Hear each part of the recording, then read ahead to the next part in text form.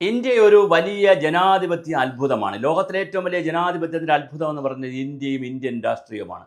അവിടെ കാലാകാലങ്ങളിൽ ജനങ്ങളുടെ ഇടയിൽ നടക്കുന്ന അല്ലെങ്കിൽ സമൂഹത്തിൽ നടക്കുന്ന ഭരണകൂടത്തിൻ്റെ അഴിമതികൾ, സ്വജനപക്ഷപാതം, കെടുകാര്യസ്ഥത, ക്രമക്കേടുകൾ, ഇങ്ങനെ ഒരുപാട് കാര്യങ്ങളുണ്ടാകുമ്പോൾ പുതിയ പുതിയ പാർട്ടികൾ ഉദയം ചെയ്യും, പുതിയ വ്യക്തികൾ പാർട്ടികൾ ഉണ്ടാക്കും. അങ്ങനെയൊക്കെ തന്നെയാണ് ഈ രാജ്യത്ത് ഒരുപാട് വ്യവസ്ഥാപിതമായ പാർട്ടികൾ പുറമേ Indian national Congress, communist party of India, Marxist, BJP, revolutionary socialist party, SUCI, ഇങ്ങനെ കുറേ പാർട്ടികളുണ്ട്.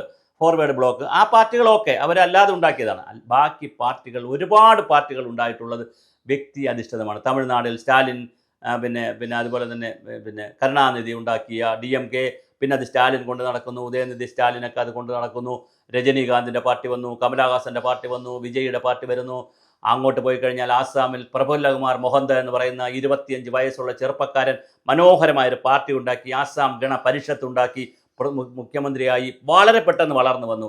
ഇപ്പുറത്ത് ഡൽഹിയിൽ വന്നാൽ അരവിന്ദ് കെജ്രിവാൾ അണ്ണാ ഹസാരയുടെയും കൂടെ നേതൃത്വത്തിൽ വളരെ വലിയ രീതിയിൽ ഹൈപ്പുണ്ടാക്കി. കറണ്ട് ചാർജ് അടയ്ക്കരുത്, വെള്ളക്കരം അടയ്ക്കരുത്, ട്രെയിനിൽ കയറി ഫീസ് കൊടുക്കില്ല, അല്ലെങ്കിൽ ടിക്കറ്റ് എടുക്കില്ല, വളരെ വലിയ, അതുപോലെ അവിടെ അഭയ കേസ് പോലുള്ള പ്രശ്നങ്ങളൊക്കെ ഉണ്ടാക്കി, സ്ത്രീ സുരക്ഷ, നിർഭയ എന്നൊക്കെ പറഞ്ഞ് വലിയ ഹൈപ്പുണ്ടാക്കി. അരവിന്ദ് കെജ്രിവാൾ ഡൽഹിയിൽ വന്നു. അങ്ങനെ ഓരോ സംസ്ഥാനം എടുത്തു കഴിഞ്ഞാൽ അവിടെയെല്ലാം വലിയ വലിയ നേതാക്കൾ വരും. പിന്നെ അവർ കുറച്ച് ദിവസം അവരങ്ങ് അറുമതിക്കും. ഇപ്പോൾ തമിഴ്നാട്ടിൽ നമ്മുടെ വിജയ് സിംഹമാണെന്ന് പറഞ്ഞ് ഇറങ്ങിയിട്ടുണ്ട്. അദ്ദേഹം തമിഴകം വെട്രി പാർട്ടി എന്ന് പറഞ്ഞ പാർട്ടിയെല്ലാം ഉണ്ടാക്കി പോവുകയാണ്. പക്ഷേ അദ്ദേഹത്തിനൊരു പക്വത കുറവുണ്ടോ എന്ന് അദ്ദേഹത്തിൻ്റെ സംഭാഷണത്തിൽ നിന്ന് വരുന്നു. 234 സീറ്റാണ് തമിഴ്നാട്ടിലുള്ളത്. അദ്ദേഹം ഇപ്പോൾ ഇന്നലെയൊക്കെ പ്രസംഗിച്ചിരിക്കുന്നത് 234 സീറ്റിലും വിജയിയാണ് മത്സരിക്കുന്നത്. എങ്ങനെയാണ് അതങ്ങനെ ഒരാൾ 234 സീറ്റിൽ മത്സരിക്കുക? അപ്പോൾ പ്രതീകമാണെന്നാണ് പറയുന്നത്. എന്നാൽ ഇദ്ദേഹത്തിന് 234 പ്രതീകങ്ങളെ അങ്ങനെ കിട്ടി മത്സരിപ്പിക്കാൻ പറ്റുമോ? പറ്റില്ല. അപ്പോൾ രാഷ്ട്രീയത്തിൽ പറയേണ്ടത് കുറച്ചുകൂടി പ്രായോഗികമായിട്ടുള്ള, കുറച്ചുകൂടി ഗൗരവതരമായിട്ടുള്ള പൊളിറ്റിക്സാണ് പറയേണ്ടത്. അല്ലാതെ ഞാൻ സിംഹമാണ്, 234 സിംഹത്തെ നിർത്തിയിരിക്കുന്നു.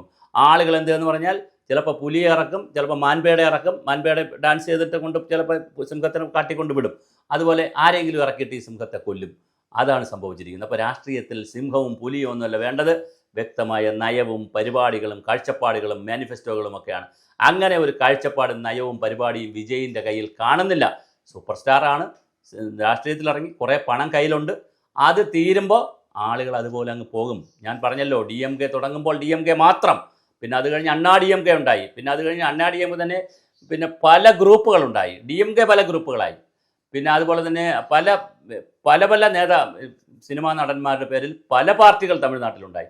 ഇപ്പോൾ വീണ്ടും വിജയിയുടെ പാർട്ടി വന്നിരിക്കുന്നു. ഇത് വിജയ് മനസ്സിലാക്കേണ്ടത്. ഞാനിത് വിജയിയുടെ ആരാധകർ കേരളത്തിലുമൊക്കെ ഉള്ളതുകൊണ്ടാണ് ഈ വീഡിയോ നമ്മൾ ചെയ്യുന്നത്. വിജയിയുടെ ആരാധകർ വിജയിയുടെ എത്തിക്കേണ്ടത്, പൊളിറ്റിക്സ് എന്ന് പറയുന്നത് രാഷ്ട്രീയ പക്വതയുടെയും തത്വങ്ങൾ പറയണം, പക്ഷേ എങ്കിലും പ്രായോഗിക രാഷ്ട്രീയം എന്ന് പറയുന്നത് മറ്റൊരു വസ്തുതയാണ്.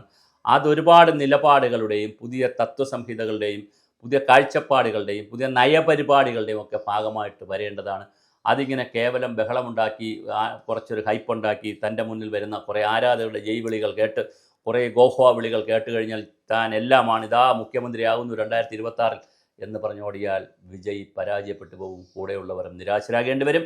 അതുകൊണ്ട് വിജയ്, താങ്കൾക്ക് എന്തെങ്കിലും ഒരു ബോൾഡായിട്ടുള്ള ഒരു ഡിസിഷൻ ഉണ്ടെങ്കിൽ താങ്കൾ കുറേ കൂടി പക്വതയുള്ള പ്രഭാഷണങ്ങളും പക്വതയുള്ള വർത്തമാനങ്ങളും പക്വതയുള്ള പ്രസംഗങ്ങളുമൊക്കെയാണ് നടത്തേണ്ടത്. നയപരിപാടി എന്താണ്? താങ്കളുടെ നയപരിപാടി എന്താണ്? താങ്കളുടെ വിഷൻ, താങ്കളുടെ പോളിസി എന്താണ്? താങ്കളുടെ കാഴ്ചപ്പാട് എന്താണ് എന്നുള്ളതിനെ സംബന്ധിച്ചൊക്കെ വളരെ വലിയ തോതിൽ സമൂഹത്തിന് അറിയാൻ താല്പര്യമുണ്ട്.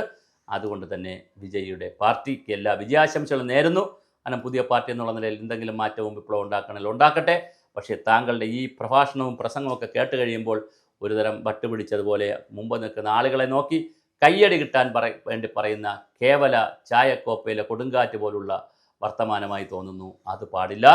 ശക്തമായ നിലപാടുകളും നയപരിപാടികളുമാണ് രാഷ്ട്രീയം. അതുപോലെ സംഘടനാ സംവിധാനവുമാണ് നയപരിപാടികൾ, നിലപാടുകൾ, സംഘടനാ സംവിധാനം.